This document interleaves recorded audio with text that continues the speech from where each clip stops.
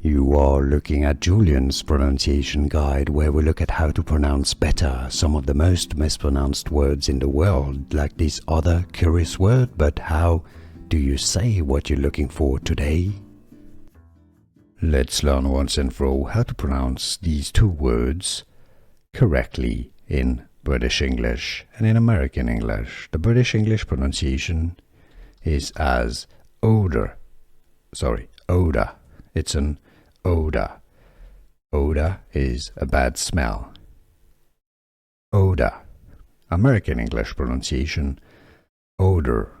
The spelling here without a U is actually the American spelling. Odor. American English pronunciation, or odor, British English. And now you know.